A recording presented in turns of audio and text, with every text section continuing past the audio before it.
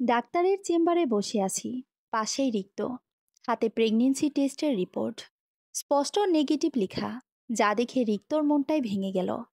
এই মাসে ২-৩ বারের ওপর প্রেগন্যান্সি টেস্ট করা হয়ে গেছে আমার, প্রতিবারই ফলাফল শূন্য। গ্রাম থেকে শহরে এসেছি প্রায় ১৫ দিনের উপর হবে। রিক্ত খুব করে চাইছে একটা বেবি নিতে, কিন্তু আমি চাইছি না। যার জন্য এক প্রকার জোর করে ডাক্তারের কাছে নিয়ে আসে সে আমাকে। প্রতিবারই আমি রিক্তর সাথে প্রচুর রাগারাগি করি। চেম্বার থেকে বের হয়ে এবারও করতে লাগলাম। কি পেয়েছিস তুই আমাকে? ২ দিন পর পর ডাক্তারের কাছে নিয়ে আসিস। আমি বলছি না আমি বাচ্চা চাই না। রিক্ত কথা বলছি না, চোখ মুখ গম্ভীর করে রিকশার একপাশে বসে আছে। আমি আমার মতো রাগ দেখিয়ে যাচ্ছি। হঠাৎ রিক্ত আমার দিকে তাকালো, আমাকে স্তব্ধ করে দিয়ে বলল, তুই কি পিল খেতি? সাথে সাথে বলতে বন্ধ হয়ে গেল আমার। গলা অটোমেটিক শুকিয়ে গেল, কপালে বিন্দু বিন্দু ঘাম জমাট বেঁধেছে। ঘাবড়ানো সুরে বললাম, কি বলছিস? পিল খেতে যাব কেন? রিক্তর চোখ লাল, কণ্ঠে স্পষ্ট ক্রোধ। সত্যি করে বল। শাড়ির আঁচল দিয়ে কপালের ঘাম মুছলাম। ভয় লুকিয়ে স্বাভাবিক কণ্ঠে বললাম, পিল খাবো কেন? আমাকে কে পিল এনে দিবে? তুই তো বাইরে যেতে দিস না। তোতলাচ্ছিস কেন তাহলে? আমার এবার ভয় হতে লাগলো। মিথ্যে বলে আমি সবসময়ই তোতলাই, আর সেটা রিক্তর সামনেই। যার জন্য রিক্ত অনায়াসে আমার মিথ্যেটা ধরে ফেলে। এবারও তার ব্যতিক্রম হলো না। আকাশচম্বীর রাগ নিয়ে রিক্ত আমার হাত চেপে ধরল। রিক্সা গন্তব্যস্থানে পৌঁছানোর আগ পর্যন্ত ধরেই রাখলো। বাড়ির সামনে আসতেই রিক্ত ভাড়া মিটিয়ে আমাকে টেনে হিঁচড়ে বাড়ির ভিতর নিয়ে যেতে লাগলো। আমি তো ভয়ে কাঁপছি। কি হবে ভাবতে আত্মা শুকিয়ে যাচ্ছে। ড্রয়িং রুমে ফুপি ছিল। আমাকে এভাবে টেনে নিয়ে যেতে দেখে সেও পিছু পিছু ছুটে আসলো। আমাদের ঘরে সে রিক্ত আমার হাত ছেড়ে দিল। পুরো ঘর তছনছ করে কিছু একটা খুঁজতে লাগলো। ফুপি চেঁচিয়ে জিজ্ঞেস করছে, কি খুঁজছিস এভাবে? রিক্ত উত্তর না দিয়ে তার কাজ চালিয়ে যাচ্ছে। ড্রেসিং টেবিল, বিছানা, আলমারির প্রতিটি ড্রয়ার এলোমেলো করে ফেলছে। অবশেষে তোশকের নিচ থেকে পেয়ে গেল কাঙ্ক্ষিত জিনিসটি, যা দেখে আগুনের ঘোলা হয়ে আমার সামনে এসে দাঁড়ালো রিক্ত। ওষুধগুলো দেখিয়ে বলল, এগুলো কি? রিক্তর কথা শুনে আমি ভয় পাচ্ছি। শাড়ির আঁচল চেপে ধরে মাথা নত করে আছি। রিক্ত এবার হুঙ্কার ছাড়ল, কি হলো? কথা বলছিস না কেন? ওর হুঙ্কারে আমি সহ পুরো ঘর কেঁপে উঠল। কাপা স্বরে বললাম, আমি বেবি চাই না। ঠাস।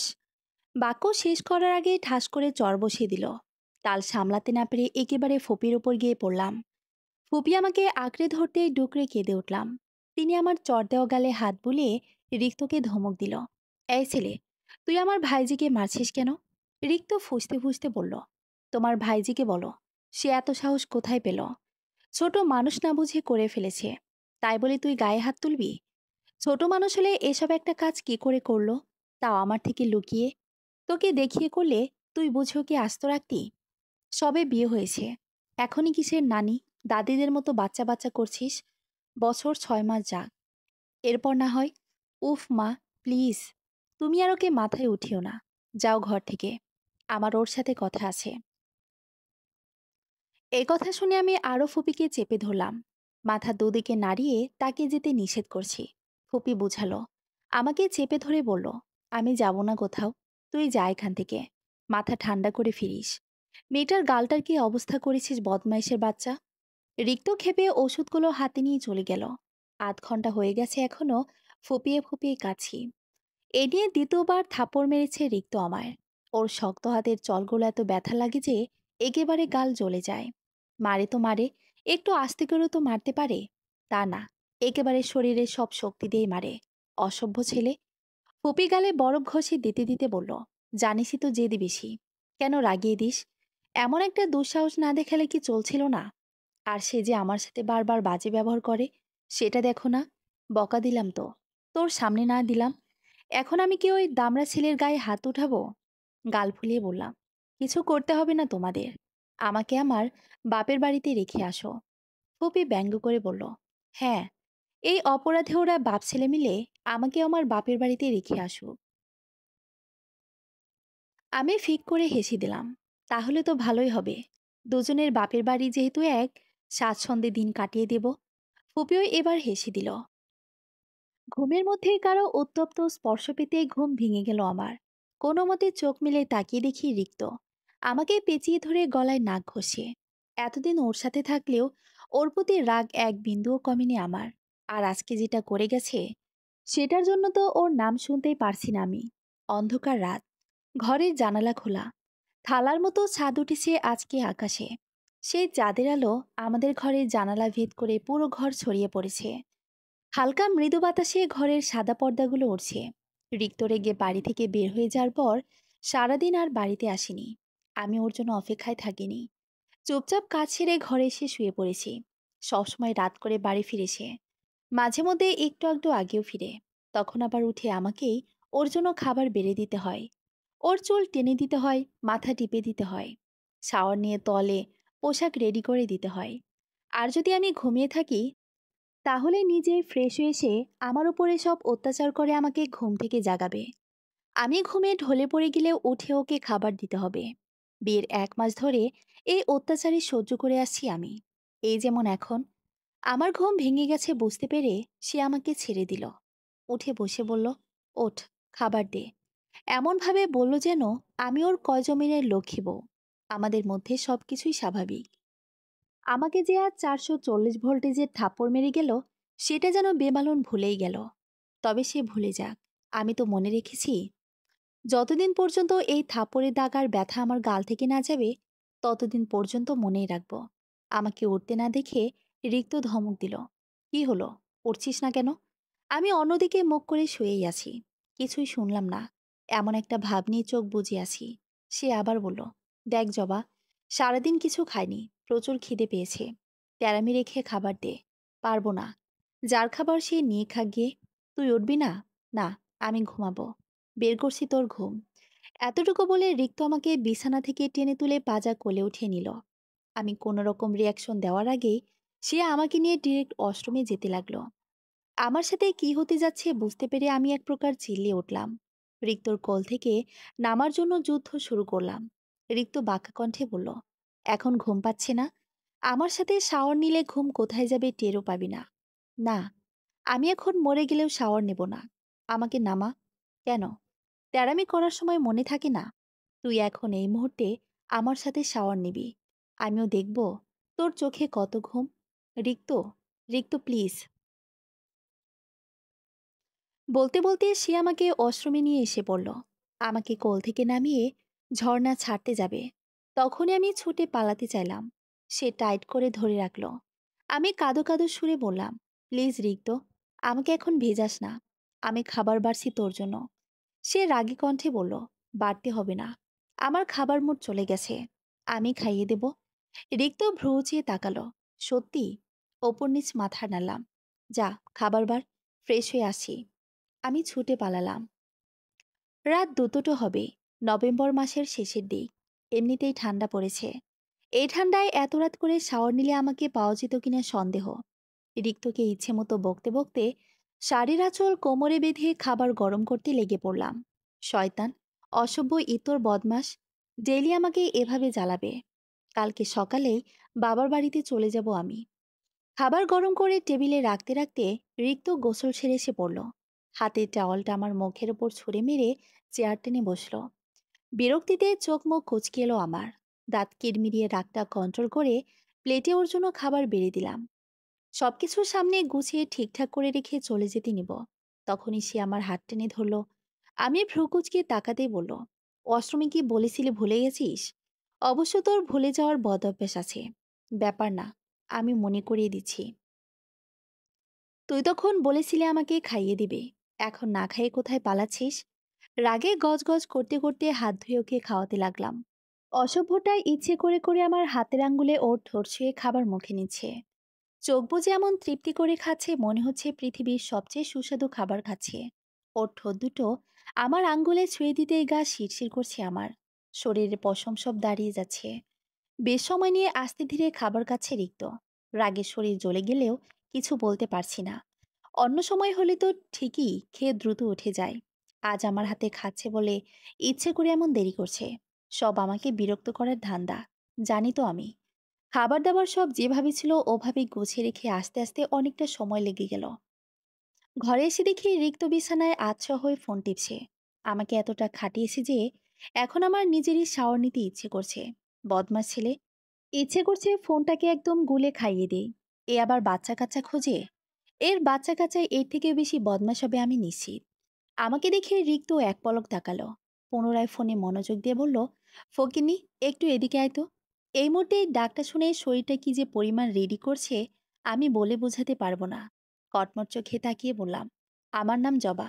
সে ভুল শুনেছে, এমন ভান ধরে বলল, কি বোবা? রিক্ত? আমার রাগ দেখে সে জোরে জোরে হাসতে লাগলো। হাসতে হাসতেই বলল, আচ্ছা ঠিক আছে, তোকে আর ওইসব নামে ডাকবো না। এখন এদিকে আয়, স্বামীর সেবা কর। পা দুটো বড্ড ম্যাচম্যাচ করছে, একটু টিপে দে তো। ভেতর দিয়ে রাগ কিলবিল করলেও মুখে প্রকাশ করলাম না। সুন্দর একটা হাসি দিয়ে বললাম, এক্ষুনি দিচ্ছি। সে চোখ বড় সড়ো করে তাকালো। আমি এত সহজে রাজি হয়ে যাব হয়তো বুঝতেই পারিনি। আমি মেকি হেসে ওর কাছে গেলাম, পা দুটো সুন্দর করে বিছিয়ে যত্ন সহকারে টিপতে লাগলাম। আমার দৃষ্টি ওর পায়ের উপর থাকলেও ওর দৃষ্টি সম্পূর্ণ আমার মুখের ওপর। কি যে দেখে এত! প্রায় 10 মিনিট ধরে ওর পা টিপছি আমি, এর মাঝে একটা কথাও বলিনি। কিন্তু যেটার জন্য এত ভদ্র সাজলাম সেটা না বলি কি করে? তাই ধীরে সরে ওকে ডাকলাম, রিক্ত। সেও আস্তে করে জবাব দিল, হুঁ, আমি কালকে বাবার বাড়িতে যাব। সে ভদ্রভাবে বলল, আচ্ছা। আমি ইনিয়ে বিনিয়ে বলতে লাগলাম, এই যাওয়া 8 ঘন্টার মধ্যে এসে পড়ার যাওয়া না। আমি ওখানে গিয়ে বেশ কিছুদিন থাকতে চাই। রিক্ত ফট করে উঠে বসল, আমার সামনে থেকে পাগুলো সরিয়ে বলল, অসম্ভব। আমার চেহারা কাদো কাদো। কেন? যায় না। সে চোখ রাঙিয়ে তাকালো, একদম নাকানাকি করবি না। আমিও তো বলি, হঠাৎ এত সভ্য হয়ে গেলে কি করে? মনে মনে তাহলে এই ছক করছিলি? আমি এবার চোখের পানি ছেড়ে দিলাম। তুই সবসময় এরকম করিস। আমি যাবই। তোর কি? আজকের থাপ্পড়টা ভুলে গেছিস? কানের নিচে একটা দিব যে 8 ঘন্টার জন্য যাও ভুলে যাবি। আমি এবার জোরে জোরে ফোপাতে লাগলাম। চোখের পানি গালবে পড়ছে, আর হাতের উল্টো পিঠ দিয়ে মুছে ফেলছি। রিক্তকে বড্ড বিরক্ত দেখালো। আমাকে এক ধমক দিয়ে বলল, কান্না ছাড়ার কিছু বুঝিস তুই? অনেক রাত হয়েছে, লাইট অফ করে আয়, ঘুমাবো। আমাকে কিছু করতে না দেখে রিক্ত নিজে উঠে লাইট বন্ধ করে ড্রিম লাইট জ্বালিয়ে এলো। বালিশে শুয়ে আমাকেও হ্যাচকা টানে তার বকে নিয়ে ফেলল। এক হাতে মাথায় হাত বুলাতে বুলাতে অপর হাতে চোখের পানি মুছে দিয়ে বলল, ঘুমা। ওর সফট ব্যবহারে আমি আবার শব্দ করে কাঁদতে লাগলাম। অভিমানী সুরে বললাম, তুই সবসময় আমাকে মারার হুমকি দিস, বকিস, ধমক দিস। তোর থাপ্পড় খেয়ে এখন আমার গাল ব্যথা করছে। রিক্ত আমার সেই গালে গভীর করে চুমু বসালো। অন্যায় করেছিস, তাই শাস্তি পেয়েছিস। তোকে তো আরো কিছু করা উচিত ছিল, কিন্তু মার জন্য বেঁচে গেলি। তবে তোর রাগটা আমি অন্য কারোর ওপর ঝেড়ে ফেলেছি। চোখ ছোট ছোট করে তাকালাম। মানে? কাকে কি করেছিস তুই? তোর এক্স নিলয়ের সাথে দেখা হয়েছিল আজকে। এমনিতেই মাথা গরম ছিল, এই ব্যাটায় সে আবার উল্টাপাল্টা কথা বলে আরো মাথা গরম করে দিল। তাই একটু উত্তম মাধ্যম দিয়েছি। কি?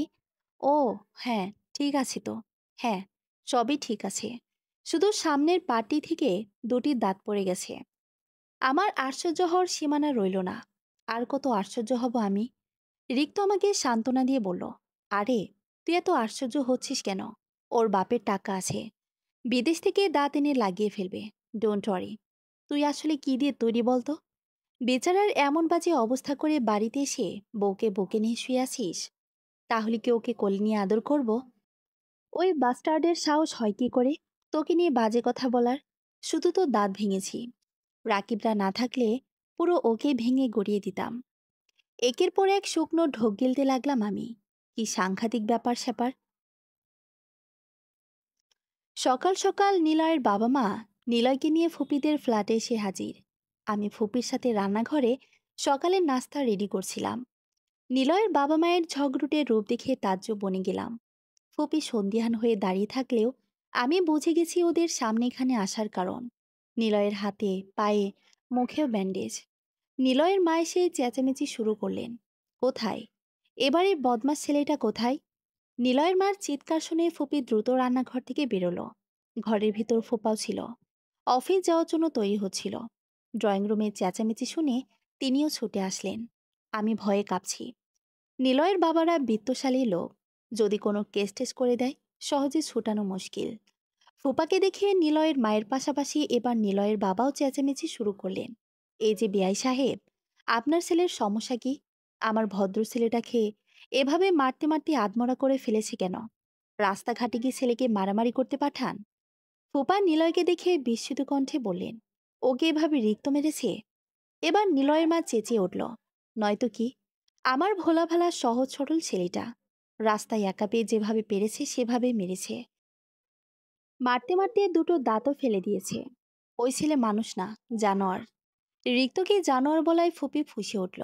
ভদ্রভাবে কথা বলুন বেআইন। এমনি এমনি আমার ছেলে আপনার ছেলেকে কেন মারবে? সে নিশ্চয়ই কোনো অন্যায় করেছে। ছেলের হয়ে সাফাই গাবেন বলে দিচ্ছি। কথায় কথায় লেগে গেল তুমুল ঝগড়া। নিলয়ের মা এমনিতেই ঝগড়টে মহিলা, এমনভাবে ফুপির সাথে তর্ক করছে, পারে না ফুপির গায়ে হাত তুলে ফেলে।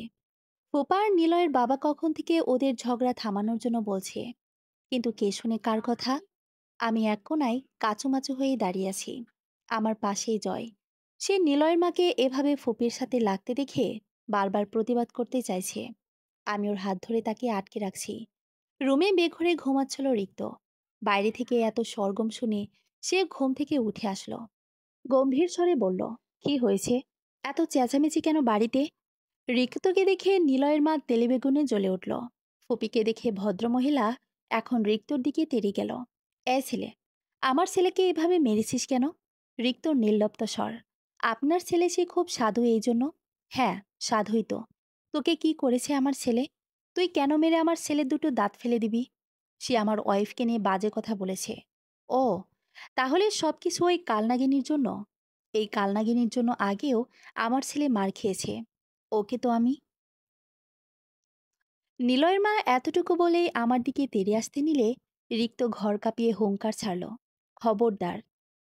ওর দিকে এক পা এগিয়েছেন তো আপনার পা আর পায়ের জায়গায় থাকবে না। রিক্তর হুংকার শুনে নিলয়ের মায়ের সাথে নিলয়ের বাবাও কেঁপে উঠল। বাড়ির মেন দরজায় এতক্ষণে আশেপাশের ফ্ল্যাটের মানুষের ভিড় জমে গেছে। নিলয়ের বাবাও ফুপাকে এটা সেটা বলে কথা শোনাচ্ছে। ওরা নাকি কাল রাতেই পুলিশ কেস করত, কেবল আত্মীয় বলে ছেড়ে দিয়েছে। ফুপাকে এত হুমকি ধামকি দিয়ে কথা বলছে বলে রিক্ত আরও রেগে গেল। নিলয়ের বাবাকে কিছু বলতে যাবে, কিন্তু ফুপার জন্য পারল না। ঘটনাটা বেশি বাড়াবাড়ি পর্যায়ে চলে যাচ্ছে বিধায় রিক্ত নিলয়ের দিকে চোখ লাল করে তাকালো। হুঁশিয়ারি কণ্ঠে বলল, তুই যদি এই মুহূর্তে তোর বাবা মাকে নিয়ে এখান থেকে না যাস, আই সোয়ার আমি তোর সব ভাইরাল করে দেব। নিলয়কে দেখা গেল প্রচুর ভয় পেতে। সে অটোমেটিক ঘামতে লাগলো। এক প্রকার হাতে পায়ে ধরে সে তার মা বাবাকে এখান থেকে নিয়ে চলে গেল। নিলয়ের বাবা মা চলে যেতেই ফুপা গিয়ে ঘরের মেন দরজা বন্ধ করে দিল। প্রচণ্ড ক্ষেপে রিক্তর দিকে তেড়ে এসে জিজ্ঞেস করলো, তুই কি আমাদের বাড়ি ঘরে থাকতে দিবি না? তোর জন্য কি রাস্তাঘাটেও বের হতে পারবো না? ওই ছেলেকে এমনভাবে মেরেছিস কেন? ছোট আছিস, এখনো যে তোর জন্য বাড়িতে নালিশ আসে। রিক্ত কোনো কথা বলছে না। ফুপা বেশ কিছুক্ষণ রিক্তর ওপর চেঁচামেচি করে বাড়ি থেকে বের হয়ে গেলেন। ফুপার মুখের ওপর রিক্তকে একটা কথা বলতে দেখা গেল না। সে চুপচাপ ফুপা যা বলেছে শুনে গেছে। ফুপা চলে যেতে ফুপি বকাবকি শুরু করলো, কিন্তু রিক্ত ফুপির কথা কানে না তুলে ঘরে ঢুকে ঠাস করে দরজা লাগিয়ে দিল। এবার ফুপিও রেগে মেগে অন্য ঘরে গিয়ে দরজা বন্ধ করে বসে আছে। আমি আর জয় দর্শকের মতো শুধু ওদের কাহিনী দেখে গেলাম। সকালের নাস্তাটা আর কারোই করা হলো না। বেশ কিছুদিন চলে গেল। ওই দিনের পর আশেপাশের মানুষের সাথে দেখা হওয়া যেন দায় হয়ে পড়েছে। শপিংও বের হয়েছিলাম আজকে ফুপির সাথে। ফেরার পথেই কিছু মানুষ আমার দিকে এমনভাবে তাকাচ্ছিল, মনে হচ্ছিল আমি কোনো মঙ্গল গ্রহের প্রাণী। কয়েকজন মহিলা তো ফুপিকে উদ্দেশ্য করে বলেই ফেলল, আমার মতো এমন মেয়েকে কেন ছেলের বউ করেছে? নাকি ভাইয়ের মেয়ে বলে নিজের ছেলের সাথে বিয়ে দিয়ে দই থাকতে চাইছে? কেউ কেউ তো আবার ওই দিনের নিলয়ের বাড়িতে আসা নিয়েও কথা তুলেছে। ফুপি শুধু কোনো কথা মতে কথাগুলো এড়িয়ে আমার হাত ধরে টেনে নিয়ে বাড়িতে এসেছে। কিন্তু যতই এড়িয়ে আসুক না কেন, কথাগুলো আমার মনে বেশ দাগ কেটেছে।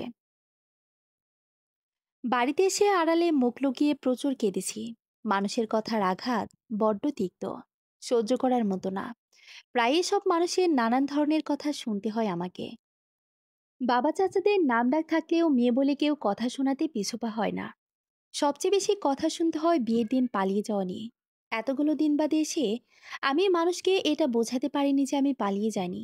আজ যেন রিক্তের উপর রাগটা আরও আমার বেড়ে গেল। না, সে আমার সাথে এমনটা করতো, আর না আমি মানুষের এত এত কটূক্তি শুনতাম। প্রায় বিকাল থেকে নিজেকে ঘরবন্দি করে রেখে রাত 11টার দিকে দরজা খুললাম। এর মাঝে ফুপি এসে ডেকে গেছে বহুবার, অনেক বোঝানোর ট্রাই করেছে, কিন্তু আমি আমার মতোই ছিলাম। কাঁদতে কাঁদতে চোখ গাল ফুলিয়ে ফেলেছি, তাই একেবারে শাওয়ার নিয়ে বেরিয়েছি, যেন মুখের ফোলা ভাবটা কিছুটা কমে।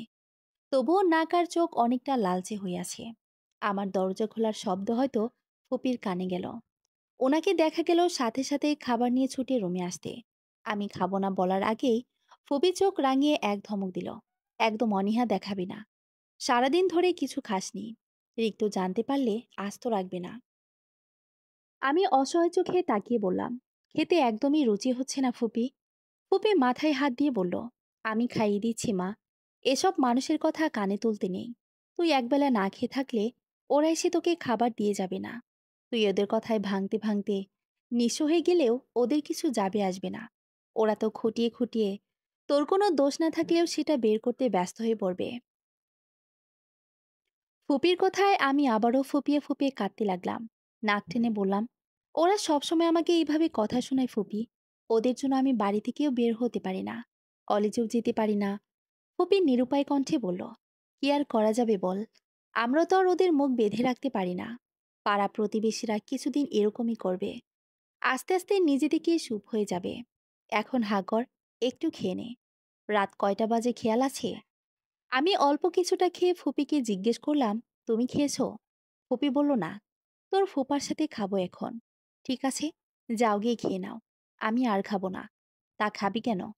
বেশি খেলে ক্ষতি হয়ে যাবে না? আমি মৃদু হাসলাম। ফুপি ভাতের প্লেটটা নিয়ে দাঁড়িয়ে বলল, আমার ঘর থেকে জামাগুলো এনে পরে দেখতো, গায়ে ঠিকঠাক মতন ফিট হয় কিনা। নিজে পছন্দ করে এত সুন্দর সুন্দর ড্রেসগুলো কিনলি, অথচ বাড়িতে এসে যে এসে মন খারাপ করে দরজা আটকে বসে রইলি।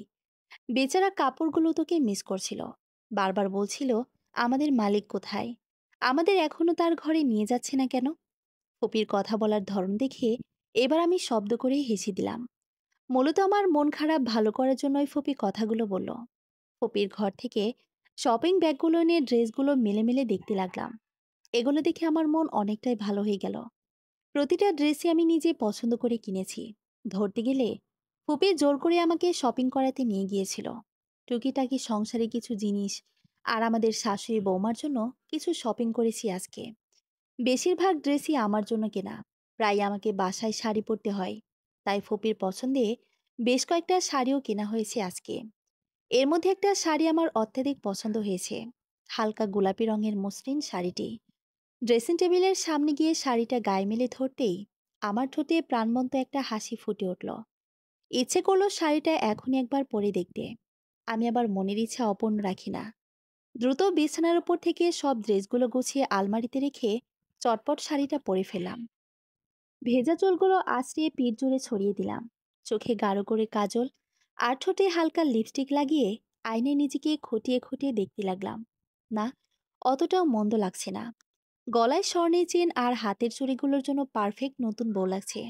নাকফুলটাও ঠিকঠাক মতো ম্যাচ করে গেছে।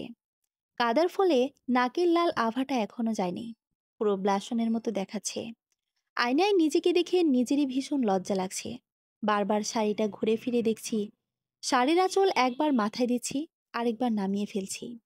অতিরিক্ত কান্নার ফলে মাথাটা হালকা ব্যথা করছে, কিন্তু আমি ওইদিকে পাত্তা দিচ্ছি না।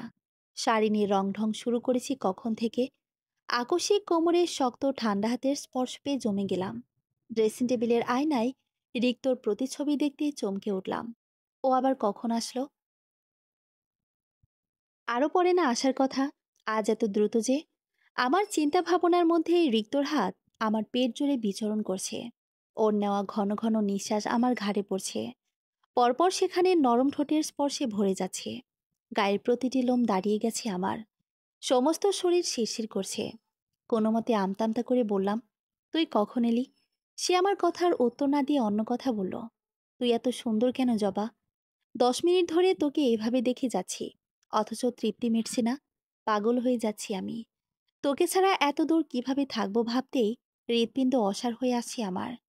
আমি কাপা হাতে আমার পেটের উপর রাখা রিক্তর হাত খামচে ধরেছি। ভয়ার্ত দৃষ্টিতে দরজার দিকে তাকিয়ে দেখছি কেউ আসছে কিনা। স্বস্তির শ্বাস ফেলাম দরজা বন্ধ দেখে। রিক্ত কখন এসেছে, কখন দরজা বন্ধ করেছে আর কতক্ষণ ধরে আমাকে দেখেছে, আমি কিছুই বুঝতে পারিনি। এদিকে রিক্তর ছন্নছাড়া স্পর্শ বেড়ে চলেছে, আর অস্থির ঠোঁট আমার ঘাড় থেকে গলায় ছুঁয়েছে। পরপর কানে ঠোঁট ছুঁয়ে গভীর স্বরে ডাক দিল, জবা। ওর এমন গভীর স্বরে ডাক শুনে আমার শ্বাস প্রশ্বাস বেড়ে গেল। বুকের ভেতর মনে হচ্ছে তুফান চলছে। রিক্ত ভরাট কণ্ঠে বলল, আই ওয়ান্ট ইউ নাও জবা। আমার সমস্ত শরীর ঝিমিয়ে উঠল। মুখ খুলে কিছু বলার আগেই সে আমার ওষ্ঠজোড়া তার ওষ্ঠের মাঝে নিয়ে নিল। উন্মাদের মতো কিস করতে করতে এক ঝটকায় আমাকে কোলে তুলে নিল। খাটের দিকে অগ্রসর হয়ে আমাকে কোলে নিয়ে সেখানে বসল। হালকা একটু ছাড়া পেতে ঘন ঘন শ্বাস নিয়ে মুখ খুললাম আমি। খাবি না? খাচ্ছি তো, বলে সে পুনরায় আমার ওষ্ঠের ভাঁজে ওষ্ঠ মেলালো। এবার আগের তুলনায় অনেকটা সফটলি কিস করছে। এদিকে আমি কোনো খাবারের কথা বললাম, সে যেন বোঝেও না বোঝার ভান করলো। সকাল সকাল গোসল ছেড়ে ভেজা কাপড় নিয়ে ছাদে উঠেছি, কাপড়গুলো শুকাতে দেওয়ার জন্য। ওঠার পর এখানে অন্য বিল্ডিং এর কয়েকজন প্রতিবেশীর সাথে দেখা হলো। সকলে আমার দিকে কেমন বাঁকা চোখে তাকাচ্ছে। আমি ওদের তাকানোকে তোয়াক্কা না করে নিজের মতো করে কাপড় নাড়তে লাগলাম। একটা মেয়ে কখন থেকে আমাকে দেখে মুখ লটকাচ্ছে। আমার আশেপাশে ঘুরে ফিরে আমাকে ইঙ্গিত দিয়ে এটা সেটা বলছে। মেয়েটাকে আমি চিনি, সাদিয়া। এই বিল্ডিংয়ে আসার পর থেকে এই মেয়ে আমার পিছনে পড়ে আছে। মূলত ও রিক্তকে পছন্দ করে। রিক্তদের ওপর তারার ফ্ল্যাটে ভাই ভাবির সাথেই থাকে। রিক্তর প্রতি ওর আচরণ আর আমার প্রতি ওর ক্ষোভ, সেটাই স্পষ্ট প্রমাণ। তাছাড়া ও যেভাবে আমাকে ঠেস দিয়ে দিয়ে কথা বলে, তাতে এটা কারোর বোঝার বাকি নেই। রশিদে রিক্তর ভেজা টি শার্টগুলো নাড়ছিলাম। সেই মুহূর্তে সাদি আমাকে উদ্দেশ্য করে মুখ বাঁকিয়ে বলতে লাগলো, নেহাতি রিক্ত ভাইয়া ভালো মানুষ। তা না হলে কি এমন একটা মেয়েকে নিজের জীবনসঙ্গী হিসেবে মেনে নেয়? আজ যদি রিক্ত ভাইয়া একে অনুগ্রহ করে বিয়ে না করত, তাহলে ঠিকই এর জায়গায় আমি থাকতাম। রিক্ত ভাইয়ার কাপড় চোপড়ে থেকে শুরু করে তার সমস্ত কিছুর ওপর আমার অধিকার থাকতো। আমার মতো এত সুন্দরী মেয়েকে রিক্ত ভাইয়া কখনো অবজ্ঞা করতে পারতো না। আমি মেয়েটার দিকে তাকিয়ে চমৎকার একটা হাসি দিলাম। ভদ্রকণ্ঠে বললাম, তা বোন, এতদিন কি ঘোড়ার ঘাস কাটছিলে? পটাতে পারোনি? তোমার মতো এমন আসমানের পরি রেখে সে কেন আমার কাছে আসলো? নিশ্চয়ই আমি এত সুন্দরী নই। বাধ্য হয়ে গিয়েছে। তোমার বাবার চাচারা দাপট দেখিয়ে তোমার সাথে ওর বিয়ে দিয়েছে। বললাম না, রিক্ত ভাইয়া ভালো মানুষ। না হলে তোমার মতো এমন কলঙ্কিত মেয়েকে গিয়ে বিয়ে করবে। থাপ্পড় চিনো? এক থাপ্পড়েই ছাদ থেকে ফেলে চ্যাপ্টা বানিয়ে ফেলবো বেয়াদব মেয়ে। তাকে গিয়ে জিজ্ঞেস করো, সে কেন আমাকে বিয়ে করেছে। সে বাধ্য হয়েছে, নাকি আমি বাধ্য হয়েছি? আরেকজন যদি আমাকে এসব উল্টাপাল্টা কথা বলতে আসো, তাহলে দাঁত ভেঙে গলায় ঝুলিয়ে দেব। ফালতু মেয়ে মানুষ। গটগট করে ছাদ থেকে নেমে পড়লাম। রুমে ঢুকে বিছানায় বসে সমানে ফুঁসতে লাগলাম। গায়ে একদম জ্বলে যাচ্ছে। আমার থেকে বয়সে ছোট মেয়ে আমাকে কথা শোনায়? কত বড় সাহস! চুল থেকে ভেজা গামছাটা খুলে ফ্লোরে ছুঁড়ে মারলাম। দুহাত সমানে কসলাতে কসলাতে রাগ কন্ট্রোল করার চেষ্টা করছি, কিন্তু কিছুতেই কমছে না। রিক্তা এখনো উবুর হয়ে বিছানায় পড়ে ঘুমাচ্ছে। আমি গিয়ে ওর পাশে দাঁড়ালাম। ওর উন্মুক্ত পিঠে হাত রেখে ওকে ডাকতে লাগলাম, এই ওঠ। ওকে উঠতে না দেখে ধাক্কাতে লাগলাম, রিক্ত ওঠ। এই রিক্ত। সে আমার হাত ধরে হ্যাচকাটা নিয়ে আমাকে বিছানায় ফেলে দিল। আমাকে তার কমফোর্টারের ভিতরে নিয়ে জাপটে ধরে ঘুম ঘুম কণ্ঠে বলল, কি হয়েছে? আমি কিছুক্ষণ স্তব্ধ হয়ে রইলাম। ঢোক গিলে একটু স্বাভাবিক হয়ে বললাম, তোর সাথে কথা আছে আমার। ওঠ। সে আমার গলায় নাক ঘেঁষে বলল, বল শুনছি। এভাবে না, তুই ওঠ আগে। রিক্তর ভয়ে জোরানো, বল না, শুনছি তো। আচমকা আমি ফুপিয়ে উঠলাম। আমার কান্না দেখে রিক্ত হকচকিয়ে গেল। ধরফরে উঠে আমাকেও শোয়া থেকে টেনে তুলল। দুহাতে গাল রেখে উদ্বিগ্ন স্বরে বলল, হেই, কি হয়েছে? আমি এবার হেঁচকি তুলে তুলে কাঁদছি। রিক্ত আমার চোখের পানি মুছে দিল। জবা, এই জবা, বল আমায়, কি হয়েছে তোর? কেউ কিছু বলেছে? কে কি বলেছে বল? আমি আর এখানে থাকবো না। থাকবি না মানে? আমি চাপা স্বরে কাঁদছি। আচ্ছা, রিল্যাক্স। কান্না থামা আগে। কি হয়েছে ধীরে সুস্থে বল। জানি না। তুই এই বাসা চেঞ্জ কর। বাসা চেঞ্জ করব? কিন্তু কেন? আমার চোখ পানিতে ভরে উঠল। এখানকার মানুষগুলো ভালো না, খুব বাজে। আমাকে দেখলে আজে বাজে কথা শোনায়, কেমন করে তাকায়। আমার এর সব ভালো লাগছে না রিক্ত। প্লিজ, এখানের বাসাটা ছেড়ে দে। সে আমার চোখের পানি মুছে দিল। আমার মাথাটা আলতো করে তার বুকে নিয়ে রাখলো। আদুরে স্বরে বলল, ছেড়ে দেব। এ মাসের মধ্যে ছেড়ে দেব। আর কাঁদে না। এই ঠিক 20 দিনের মাথায় রিক্ত সত্যি সত্যি বাসাটা ছেড়ে দিল। আমি ভাবতে পারিনি রিক্ত তাদের এত বছরের বাসাটা এভাবে ছেড়ে দিবে। ওই দিন তো শুধু আমি এমনি কষ্টে অভিমানে এমনটা বলেছিলাম। এমনকি কথাটা মাথা থেকে ঝেড়েও ফেলেছিলাম। কিন্তু রিক্ত আমার কথাটা এভাবে মাথায় গেঁথে রেখেছিল যে এই বিল্ডিং এর মালিক পর্যন্ত এসে বারবার রিকোয়েস্ট করার পরও রিক্ত বাসাটা ছেড়ে দিয়েছে। 1.5 মাস পর আজ আবারও ডাক্তারের চেম্বারে বসে আছি। আমার পাশে রিক্ত। রিক্তর চোখে মুখে এক অন্যরকম উৎফুল্লতা। আমি অবাক হয়ে আজকে রিক্তকে দেখছি। এর আগে আমি কখনো রিক্তকে এতটা আনন্দিত হতে দেখিনি। আর না দেখেছি এভাবে খুশিতে চোখ দিয়ে অশ্রু ফেলতে। সে এখন তার এক হাতে আমার প্রেগন্যান্সি রিপোর্টটা নিয়ে অন্য হাতে ডাক্তারের সাথে হ্যান্ডশেক করছে। তার চোখে পানি চিকচিক করছে, ঠোঁটে চমৎকার হাসি। আমার হাতও তার পেটের ওপর। আমার হাতও আমার পেটের ওপর। ওই দিনের থেকে আজকের অনুভূতিটা ভিন্ন, একেবারে অন্যরকম। বাবা হবে জানতে পেরে কোনো ছেলে যে এতটা আনন্দিত হতে পারে তা আমি রিক্তকে না দেখলে কখনোই জানতাম না। রিক্ত বাড়ি ফেরার পর রিক্ত খুশিতে ফুপিকে জড়িয়ে ধরে শব্দ করে কেঁদে দিল। এত বড় ছেলের হঠাৎ এমন কান্না দেখে ফুপি চোখে পানি এসে হেসে দেন। রিক্তর পিঠে হালকা চাপড় মেরে রসিকতার সুরে বলে, এত বড় হয়ে গেছিস, বাপ হবি কিছুদিন পর, আর এখনো বাচ্চাদের মতো কাঁদিস। ছি, তোর বাচ্চা এসব শুনলে কি বলবে। জানি না রিক্তর কি হলো। ফুপির কথায় শুনে সে আগের তুলনায় আরো জোরে কেঁদে দিল। ঘরে আজ সকলেই উপস্থিত। আমি, ফুপা, জয়, এমনকি ফুপি নিজেও ভীষণ অবাক হয়েছে। আমি হাঁ করে রিক্তকে দেখছি। কোনো ছেলে মানুষ এভাবে কাঁদতে পারে? ফুপি নিজেও হকচকিয়ে গেল। রিক্তর পিঠে হাত রেখে নরম স্বরে বলল, কি হয়েছে রিক্ত? রিক্ত ভাঙা স্বরে বলল, নেক্সট উইকে ফ্লাইট মা। ভিসা কাগজপত্র সব রেডি। আর তোমাদের ছেড়ে, জবাকে ছেড়ে, আমাদের না আসা অতিথিকে ছেড়ে যেতে ইচ্ছে করছে না। ভীষণ কষ্ট হচ্ছে। এবার ফুপি ছেলেকে জড়িয়ে ধরে নিজে জোরে জোরে কেঁদে দিলেন। কতবার বললাম কোথাও যেতে হবে না। দেশে কি কাজের অভাব পড়েছে? এত দূর দেশে যেতে হবে কেন? কে শুনে কার কথা? আমার কথার কি কোনো গুরুত্ব আছে? এবার আমি এতগুলো বছর আমার ছেলেকে না দেখে কিভাবে থাকবো? ফুপির কান্না থামছে না। ফুপা, জয়, ওদের চোখেও পানি। রিক্ত নিজেকে স্বাভাবিক করল। ফুপির চোখের পানি মুছে দিয়ে ঠোঁটে জোরপূর্বক হাসি ফোটালো। 3 বছরই তো ব্যাপার, দেখতে দেখতেই কেটে যাবে। কথাটা বলতে রিক্তর কতটা কষ্ট হয়েছে এটা তার চোখে মুখে স্পষ্ট। রিক্ত দ্রুত পায়ে ঘরে চলে গেল। হয়তো নিজেকে স্ট্রং রাখার চেষ্টা করছে। সময় নিয়ে আমিও ঘরে ঢুকলাম। রিক্ত বিছানায় পা ঝুলিয়ে বসে ঘাড় নুয়ে রেখেছে, তার 2 হাত মাথার পেছনে। আমি সন্তর্পণে রিক্তর পাশে গিয়ে দাঁড়ালাম। হালকা কেসে মৃদু আওয়াজে বললাম, ইচ্ছে না করলে যাওয়াটা কি বেশি প্রয়োজন? সে ধুম করে জবাব দিল, আমি কখনো কথার খেলাপ করি না।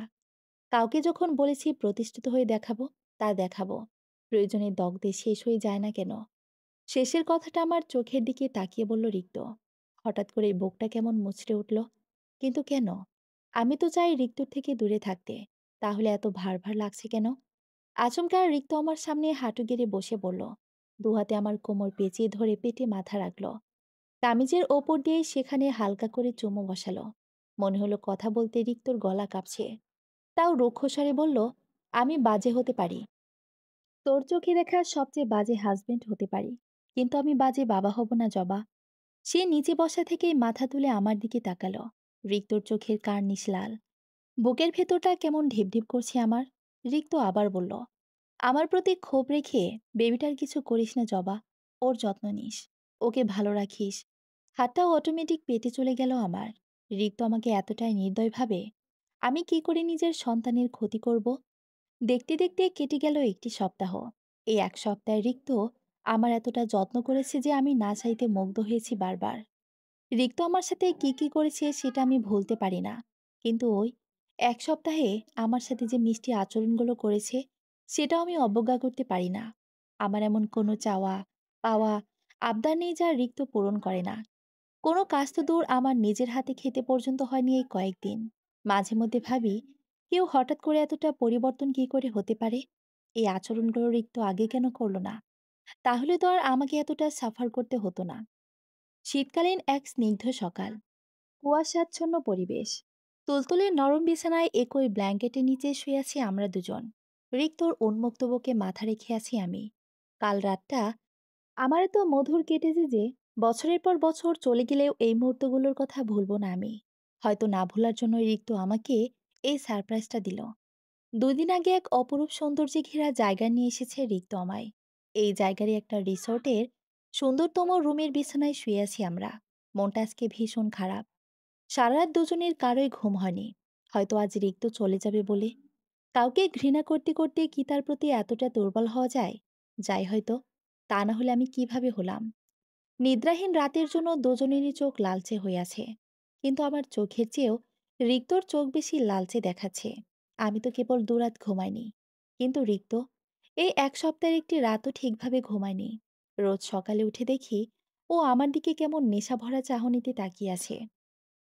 ভোর এখন ৫টা কি ৫:৩০। এখান থেকে আমরা একটু পরে রওনা দিব। বাসায় গিয়ে রিক্ত এয়ারপোর্টের উদ্দেশ্যে বেরিয়ে পড়বে। ওর ফ্লাইট আজ রাতে। আড়মোড়া ভেঙে শোয়া থেকে উঠে বসলাম। আমার গায়ে রিক্ত টি শার্ট। কাল রাতের বিশেষ মুহূর্তগুলোর পর ও নিজে এটা পরিয়ে দিয়েছে আমায়। এখন আবার শাওয়ার নিতে হবে, ভাবতে গা অসাড় লাগছে। তাও শরীরকে জোর করে টেনে হিচড়ে ওয়াশরুমে নিয়ে গেলাম। ঠান্ডা ঠান্ডা সকালে ঠান্ডা একটা শাওয়ার নিয়ে বেরিয়ে আসলাম। রিক্তকে বিছানায় না দেখে খানিকক্ষণ ভ্রু কুঁচকে এলো। কয়েক কদম হেঁটে বেলকনিতে এসে দেখি রিক্ত শার্টলেস শরীরে সামনের দিকে মুখ করে দাঁড়িয়ে আছে। তার এক হাত প্যান্টের পকেটে, অপর হাত সিগারেট। ভীষণ আশ্চর্য হলাম। এর কি শীত টিত লাগে না নাকি? এই ঠান্ডায় খালি গায়ে এখানে কিভাবে দাঁড়িয়ে আছে? সিগারেট খেতে দেখে এবার মেজাজটাই খারাপ হয়ে গেল। রেগেমেগে ওর পেছনে দাঁড়িয়ে এক ঝটকায় সিগারেটটা হাতে নিয়ে নিলাম। সাথে সাথে রিক্ত পিছন ঘুরে আমার দিকে তাকালো। সিগারেটটা সামনে তুলে রাগে সুরে বললাম, এটার কতদিন চলবে? রিক্ত কিঞ্চিত হাসল। যতদিন চালাতে পারি। মানে তুই এটা আর ছাড়বি না? রিক্ত ঠোঁট কামড়ে হেসে আমার অনেকটা কাছাকাছি আসলো। কানের কাছে মুখ নিয়ে লো ভয়েসে বলল, কেউ তো কখনো ছাড়তে বলেনি। তাহলে কেন ছাড়বো? আশ্চর্য। কারো বললে কেন তোর ছাড়তে হবে? এটা স্বাস্থ্যের জন্য ঠিক না, তুই জানিস না? সে অবাক হওয়ার ভান ধরে বলল, আমার স্বাস্থ্যেরও খেয়াল রাখিস তুই? বাহ, বোকা বনে গেলাম। রিক্ত মিটিমিটি হাসছে। রাগ উঠে গেল। আর কিছু বলবো না, ধেত। চলে যেতে নিচ্ছিলাম, সে পেছন থেকে হাত টেনে ধরল। রাগ করিস না, আর খাবো না। এমনিতেও তোকে পাওয়ার পর থেকে কমই খাই। মন টন খারাপ থাকলে এই একটু আধটু। আমি কিছু বললাম না। চুপচাপ সিগারেটটা ঢিল মেরে বাইরে ফেলে দিলাম। ০.৫ ঘন্টা ধরে রুমের দরজা বন্ধ করে একান্তে বসে আছি। গালার চোখের পাপড়ি এখনো ভেজা। রিক্ত চলে গেছে আরো ২০ মিনিট আগে। ওর সাথে বাবা, ভাইয়া, ফুপা সবাই গিয়েছে। রিক্ত ফ্লাইটে ওঠার পর চলে আসবে। যাওয়ার আগে রিক্ত আমার সাথে দেখা করেছে। আশ্চর্যের ব্যাপার হলো, ও আমার পেটে চুমু আর ভালো থাকিস বলা ছাড়া আর একটা কথাও বলেনি। কেন যেন খুব ইচ্ছে করছিল রিক্তকে আটকে রাখি, যেতে না দিই। কিন্তু নিজের ইগোর জন্য পারলাম না। আচ্ছা, আমি কি বেশি বাড়াবাড়ি করছি? যা হয়তো তা তো হয়েই গেছে। এটা মেনে নিয়ে কি আমাকে সামনে আগানো উচিত? জানি না। কেন যেন কিছু ভালো লাগছে না। বড্ড ফাঁকা ফাঁকা লাগছে। সময় বহমান। এটা যেমন নদীর স্রোতের মতো বইতে থাকে, আমরাও তা মেনে নিতে থাকি। শুধু আফসোস একটাই, চলে যাওয়ার সময়গুলো আমরা আর ফিরে পাই না। আমার প্রেগনেন্সির সময়গুলো এভাবেই এগোচ্ছে। দেখতে দেখতে ৯ মাস পেরিয়ে ১০ মাসে পেরিয়েছি আমি। হাঁটতে চলতে ভীষণ অসুবিধে হয়। এই তো পরশু সিক্স সেকশনের ডেট। ফুপি, ফুপা জয় আমার ভীষণ খেয়াল রাখে। কিন্তু তবু আমি রিক্তর অভাব ফিল করি। আর ভাবি, একজন মানুষ এতটা পাষাণ কি করে হতে পারে? দেশের বাইরে যাওয়ার পর রিক্ত আমার সাথে একবারের জন্য কথা বলেনি। প্রথম প্রথম আমি নিজে যেচে চাইতাম ওর সাথে কথা বলতে। কিন্তু রিক্ত ইগনোর করে ফোন রেখে দিত। নানা অজুহাত দিত, ব্যস্ততা দেখাতো। এমন না যে সে খুব বিপদে আছে। কাজের চাপ বেশি বা সময় করতে পারছে না। ও দিব্যি ফুপি, ফুপা, জয়ের সাথে ফোন দিয়ে কথা বলছে। রোজ ভিডিও কল দিচ্ছে। সবার খোঁজ খবর নিচ্ছে। এমনকি আমার খোঁজও প্রতিদিন ওদের কাছ থেকে নিচ্ছে। ফেসবুক, ইনস্টাতে রোজ নতুন নতুন ছবি আপলোড দিচ্ছে। এসব দেখে অভিমানে আমি এখন আর কথা বলতে চাই না। মাথা ব্যথার মলম নিতে ফুপির ঘরে এসেছিলাম।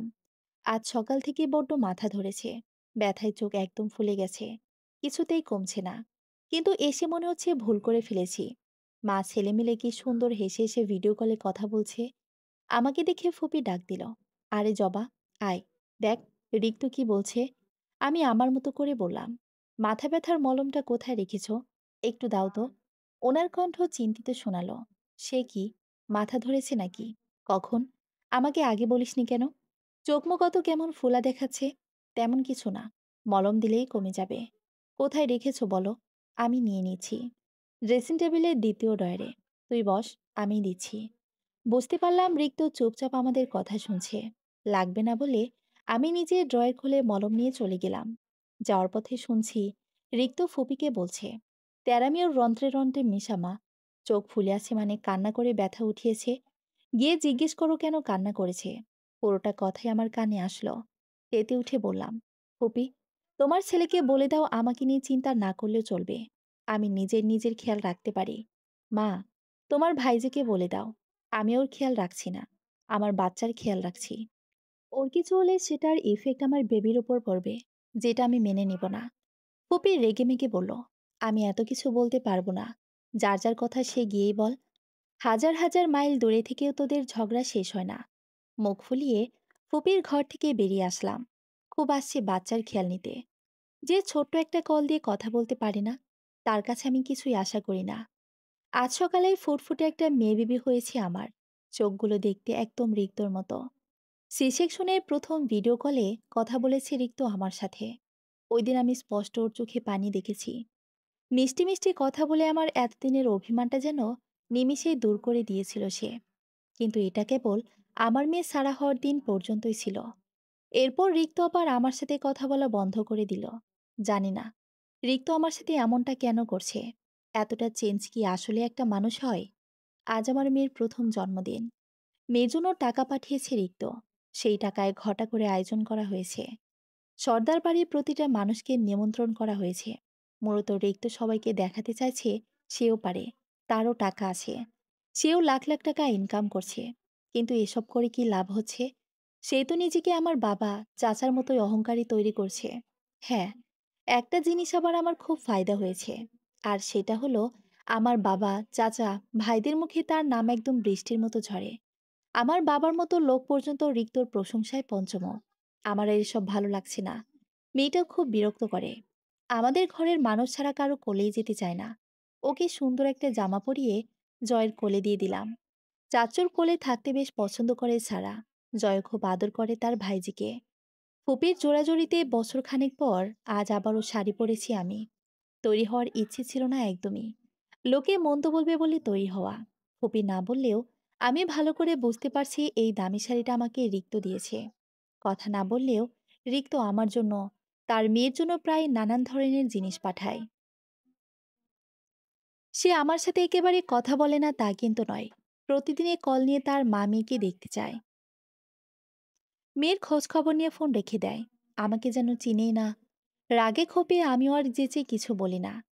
অনুষ্ঠান শেষে ক্লান্ত হয়ে মেয়েকে নিয়ে ঘরে এসেছি। পুরোটা অনুষ্ঠানে 1 মিনিটের জন্য কোল থেকে নামাতে পারিনি ওকে। এত লাইটিং, হুড়হুড়ি, তাকে নিয়ে মাতামাতি দেখে সে প্রচণ্ড ভীত হয়ে আছে। মায়ের কোলে থেকে আবার এনজয় করেছে। ওর দাদা আর নানা তো নাতনি বলতেই পাগল। একটু চোখ কড়া করে তাকালেই ওরা এসে আমাকে ঝাড়তে শুরু করে। কলের আওয়াজে ফোন হাতে নিলাম। রিক্ত হোয়াটসঅ্যাপে ভিডিও কল দিয়েছে। পুরুষটা অনুষ্ঠানই জয় থেকে ভিডিও করে পাঠিয়েছে। ভিডিওটি মেয়ের কান্না দেখে ফোনের অপর পার থেকেই আমাকে ধমকে রাখিনি। তার মেয়ে কাঁদবে কেন? আমরা এতগুলো মানুষ থেকে কি করি? সামান্য একটা বাচ্চাকে সামলাতে পারি না? কথাগুলো শুনে মাঝে মাঝে এমন রাগ ওঠে। নিজে তো দূরে পড়ে আছে, বুঝবে কি? এই বিচ্ছু মেয়ে আমাদের একদম নাকানি চুবানি খাইয়ে মারছে। সারাদিন তো কারো কোলে যাবে না। আমার জানটা একদম শেষ করে ফেলছে। মেয়ের জন্য এত দরদ থাকলে নিজে এসে সামলাতে পারে না? কল রিসিভ করতে রিক্তর গম্ভীর স্বর শোনা গেল। সারা কোথায়? আমার মাথায়। এক চড় দিব। কথা ঠিকভাবে বলতে পারিস না? আমি কিছু না বলে ক্যামেরা ঘুরিয়ে সারাকে দেখাতে লাগলাম। আজ ওর বার্থডেতে প্রচুর খেলনা উঠেছে। ওখান থেকেই কিছু খেলনা নিয়ে ওকে বিছানার মাসে বসিয়ে রেখেছি। রিক্ত বেশ কিছুক্ষণ মিষ্টি সুরে তার মেয়ের সাথে কথা বলল। মেয়েটাও চোখ গোল গোল করে তার বাবার সাথেও করল। আদো আদো বলিতে বাবা, মা দুজনকেই ডাকতে পারে সারা। মেয়ের মুখের বলি শুনে ঠোঁট এলিয়ে হাসল রিক্ত। আমাকে উদ্দেশ্য করে বলল, ওর গা থেকে এই বস্তা খোল। শ্বাস নিতে পারছে না মেয়েটা। মুখ ভেঙচি দিয়ে মেয়ের গা থেকে ভারী জামাটা খুলে ফেললাম। নিজে পাঠিয়ে নিজেই এখন বস্তা বলছে। বজ্জাত লোক। দিনগুলো আস্তে আস্তে এভাবেই কেটে যেতে লাগলো। দেখতে দেখতে কেটে গেল 4টি বছর। এই 4 বছরে পরিবর্তন হয়ে গেছে সবকিছু। আরো 3 বছর আগে শহরে জায়গা কিনেছে রিক্ত। জায়গা কেনার পরপরই ধরা হয়েছে বাড়ির কাজ। এই তো 1.5-2 মাস হবে আমরা এই নতুন বাড়িতে উঠেছি। আমাদের মেয়েটা অনেকটা বড় হয়ে গেছে। ছোট ছোট পায়ে এখন সারা বাড়ি দৌড়াতে পারে। তার চটপটে কথায় সবাইকে মাতিয়ে রাখে। ওর দাদা দাদি তো নাতনি বলতেই পাগল। পুরো বাড়ি জুড়ে আজ উৎসবমুখর পরিবেশ। নতুন বাড়িকে আরো নতুন করে সাজানো হয়েছে রিক্ত আসবে বলে। প্রায় 5 বছর পর দেশে আসছে রিক্ত। ফুপি ফুপা তো খুশিতে আত্মহারা। কোনো কিছু ত্রুটি রাখছে না তার ছেলের জন্য। আমার মেয়েটাও আব্বু বলতে অজ্ঞান। নতুন জামা পরে আমার পিছু পিছু কখন থেকে ঘুরঘুর করছে সাজিয়ে দেওয়ার জন্য। সে তার দাদা চাচুদের সাথে এয়ারপোর্টে যাবে তার আব্বুকে আনার জন্য। হাতের কাজ রেখে তার আবদার আগে পূরণ করে নিলাম। খুব সুন্দর করে মেয়েকে সাজিয়ে তার লম্বা চুলগুলো বেঁধে দিলাম। সারা তো দারুণ খুশি। বেগুনি রঙের গাউন জামাটা পরে পুরো ঘর ঘুরছে। একটু পরপর এসে বলছে, আম্মু, আমাকে প্রিন্সেসের মতো লাগছে না? হেসে বললাম, হ্যাঁ মা, আমাদের প্রিন্সেস সারামণি। সে মিষ্টি করে হাসলো। আম্মু, তুমিও চলো না আমাদের সাথে আব্বুকে আনতে। মাত্র 5 বছর বয়সে আমার মেয়ে সুন্দর করে গুছিয়ে কথা বলতে জানে। পুরো বাপের মতো ট্যালেন্টেড হয়েছে। আমি মানা করে দিয়ে ঘর গোছাতে লাগলাম। সারা নাচতে নাচতে চলে গেল তার দাদুর ঘরে। এতগুলো বছর বাদে আজ মনের ভিতর কেমন অন্যরকম অনুভূতি হচ্ছে। বুকটা কেমন ঢিপ ঢিপ করছে। হার্টবিট দ্রুত গতিতেই চলছে।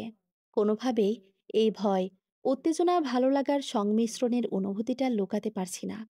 আমি বলতে দ্বিধা করব না, এই কয়েকটা বছরে আমি রিক্তকে মিস করিনি।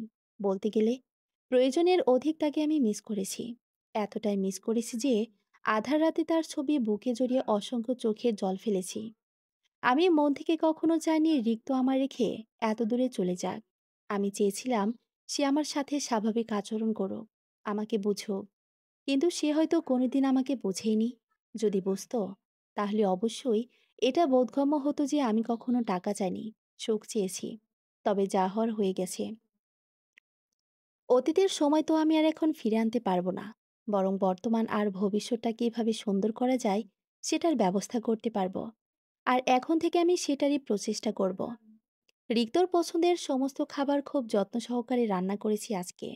পুরো ঘর নিজের হাতে সাজিয়েছি।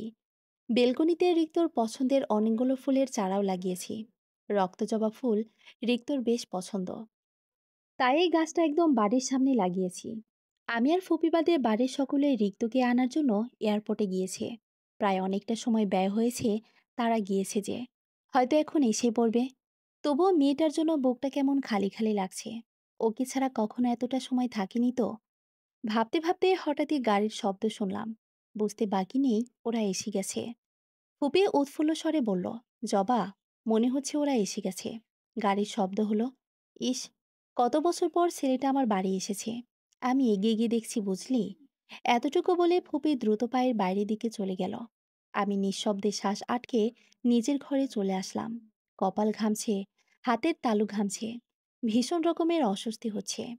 কয়েক মিনিটের মাঝে ঘরের ড্রয়িং রুম থেকে চেনা পরিচিত সেই কণ্ঠ শোনা গেল। ফুপিকে উদ্দেশ্য করে বলছে, হয়েছে তো মা, আর কত কাঁদো, থামো এখন। তুই কি বুঝবি, বজ্জাত ছেলে। 3 বছরের কথা বলে 5 বছর কাটিয়ে এলি। আমি বুঝি কষ্ট হয়নি? রিক্ত মৃদু হেসে ফুপির মাথাটা বুকে চেপে ধরে রাখল। দরজার আড়াল থেকে এগুলোই দেখছিলাম। ওর পিঠটা আর বডির এক পা ছাড়া আর কিছুই দেখতে পারছি না। ওকি ঝুঁকি মেরে যতটুকু বুঝলাম, রিক্ত আগের থেকে অনেক সুদর্শন হয়েছে। কথাবার্তায় অনেকটা চেঞ্জ এসেছে। গায়ের রংটা যেন আরো উজ্জ্বল হয়েছে। হঠাৎ ছাড়া আম্মু বলে ঠাস করে দরজা মেলে দিল। আমি অবাক হওয়ার সময়টুকু পেলাম না। এর আগে মেয়েটা আমার হাত ধরে টেনে নিয়ে তার আব্বুর সামনে দাঁড় করালো। আম্মু, আসো, আব্বুকে দেখবে। এত বছর পর রিক্তকে সরাসরি চোখের সামনে দেখে আমি থমকে গেলাম। চোখ ছলছল করে উঠল। আমার চোখে পানি দেখে বোধহয় রিক্ত আনন্দিত হলো। আড়ালে ঠোঁটিলে বাঁকা হাসলো সে। যেটা আর কারো চোখে না পড়লেও আমার চোখে পড়েছে। অভিমানে ওর সাথে কোনো কথা না বলে আমি ঘরে চলে এলাম। এমন একটা মায়াদয়াহীন ছেলের জন্য যে আমি কেন কাঁদি। বেলকনিতে দাঁড়িয়ে চোখের পানি মুছি। রাত এখন 12টা হবে। কেন যেন আজ বড্ড কান্না পাচ্ছে। আসার পর থেকে রিক্ত একবারের জন্য আমার সাথে কথা বলেনি। মেয়েকে নিয়ে ব্যস্ত থেকেছে। এমনটা নয় যে আমি নিজের মেয়েকে হিংসে করছি। কিন্তু আমার কষ্ট হচ্ছে, রিক্ত কেন একবারের জন্য আমার সাথে কথা বলল না? আমি কি তার এতটাই পর? একদৃষ্টিতে রক্তজবা ফুল গাছটার দিকে তাকিয়ে আছি। চাঁদের আলোয় ফুলগুলো উজ্জ্বল দেখাচ্ছে। বেলকনি থেকে গাছের ডালপালাগুলো একদম হাতের নাগালে পড়ে। হাত বাড়ালেই ছুঁয়ে দেওয়া যায়। ফুলগুলোর দিকে তাকিয়ে তাচ্ছিল্য হাসলাম। রিক্ত আসলে কি চায় আমি আজও বুঝতে পারলাম না। সে কি কখনো আমাকে ভালো থাকতে দিবে না? আচমকা পেছনে কারো উপস্থিতি টের পেলাম। কে হবে এটা জানতে বাকি নেই আমার। তবুও নিজেকে শক্ত করে দাঁড়িয়ে রইলাম। কয়েক সেকেন্ডের মধ্যে অনুভব করলাম আমার চুলের খোপা খুলে দিয়েছে। সেখানে রিক্ত গভীর করে মুখ ডুবিয়েছে। পরপর কোমরেও তালে বলিষ্ঠ হাতের চাপ অনুভব করলাম। এতগুলো বছর পর রিক্তর পৌরশালে ছোঁয়া পেয়ে থরথর করে কেঁপে উঠলাম আমি। রিক্ত ঠোঁট আমার কানে স্পর্শ করতেই ঠাটিয়ে চোখ বুঝে নিলাম। কানে গরম নিঃশ্বাসের পাশাপাশি রিক্তর সুগভীর স্বর ভেসে আসলো। শাড়ি পরতে বলেছিলাম আজকে, পরিসনি কেন? কোনো কথা বললাম না। সে কানের লতিতে কামড় বসালো। মৃদু আর্তনাদ করে উঠলাম। রিক্ত এক ছটকে আমাকে তার দিকে ঘুরিয়ে নিল। দুগালে আঙ্গুল চেপে বলল, কথা বল। আমি তাও চুপ রইলাম। হঠাৎই রিক্তর স্বর মধুর ন্যায় কোমল হয়ে গেল। এসে পড়েছি তো, এখনো অভিমান করে থাকবি? এবার আমি ফুঁপিয়ে উঠে রিক্তকে ঝাপটে ধরলাম। হাউমাউ করে কাঁদতে কাঁদতে রিক্তর বুকে কিল ঘুষি থাপ্পড় সব দিতে লাগলাম। রিক্ত আমাকে টাইট করে তার বুকে চেপে রাখলো। নিঙ্গির স্বরে বলল, ওই দিন আটকাসনি কেন? তুই একবার বলে আমি কখনোই যেতাম না। ভাঙা স্বরে বললাম, আমি তো তোকে যেতেও বলিনি। তোকে সুখী রাখার জন্য যাওয়া প্রয়োজন ছিল। টাকা পয়সা কি সুখী হওয়া যায়? ওখানে যাওয়ার পর তুই আমাকে ভুলে গেছিস। আমাকে ইগনোর করিস। আমার সাথে কথা বলিস না। এসব কি রিক্ত? দূরত্ব কি ভালোবাসা কমিয়ে ফেলেছে? গুরুত্ব থাকলে দূরত্ব কোনো বিষয় না। তুই আমার কাছে কতটা ইম্পর্টেন্ট সেটা হয়তো তুই নিজেও জানিস না। তোকে দেখলে আমি ঠিক থাকি না। তোর সাথে কথা বললে ওখানে আমার মন টিকে না। ইচ্ছে করে তোর কাছে ছুটে চলে আসি। নিজেকে সামলাতে পারি না। আমার কলিজা পড়ে যায়। হৃৎপিণ্ড ছটফট করে। তোকে ছাড়া এতগুলো বছর আমি কিভাবে ছিলাম সেটা শুধু আমিই জানি। ওখানে নিজেকে শক্ত রাখার জন্য আমি তোর সাথে কথা বলা বন্ধ করে দিয়েছি। সময়গুলো দ্রুত যাওয়ার জন্য তোকে দেখা বন্ধ করে দিয়েছি। লাখ লাখ টাকার কাজ রেখে তোর কাছে ছুটে চলে এসেছি। এরপরও বলবি দূরত্ব ভালোবাসা কমিয়ে ফেলেছে? চোখের পানি মুছে বোকার মতো আরেকটা প্রশ্ন করলাম, তাহলে আজকে কথা বলিসনি কেন? রিক্ত শব্দ করে হেসে ফেলল। আমার নাক টেনে দিয়ে বলল, তোর এই রূপটা দেখার জন্য। প্রথমবার নিজ থেকে আমাকে এভাবে জড়িয়ে ধরেছিস। আমার জন্য কেঁদেছিস। আমার প্রতি দুর্বলতা প্রকাশ করেছিস। আই কান্ট বিলিভ ইট জবা। তুই আমার প্রতি এতটা উইক হয়ে পড়েছিস। আমার যে কতটা আনন্দ লাগছে আমি তোকে বলে বোঝাতে পারবো না। রিক্তর কথা শুনে আমার এবার লজ্জা করতে লাগলো। লজ্জায় একদম লাল হয়ে গেলাম। রিক্ত হেসে ডাল থেকে একটা জবা ফুল ছিঁড়ে আমার কানে গুজে দিল। লাল দোপাট্টাটা মাথায় ঘোমটা আকারে দিয়ে মুগ্ধ হেসে বলল, রিক্তর রক্ত জবা, সারা জীবন থাকবি তো পাশে? দুষ্টু কণ্ঠে বললাম, যদি না থাকি পা ভেঙে রেখে দিব। হেসে ওর বুকে কিল বসালাম। হিটলারগিরি বন্ধ কর এবার। এত বছর যেহেতু জানি আর যাব না। সে ফট করে আমায় কোলে তুলে নিল। এই তো বুঝে গেছিস। এবার রুমে চল, ঘুমাবো। ভীষণ টায়ার্ড লাগছে। আরে, বলার সুযোগ না দিয়ে সে আমাকে রুমে নিয়ে আসলো। তার বুকের উপর শুয়ে আমিও আবেশে চোখ বুজে নিলাম। সমাপ্তি।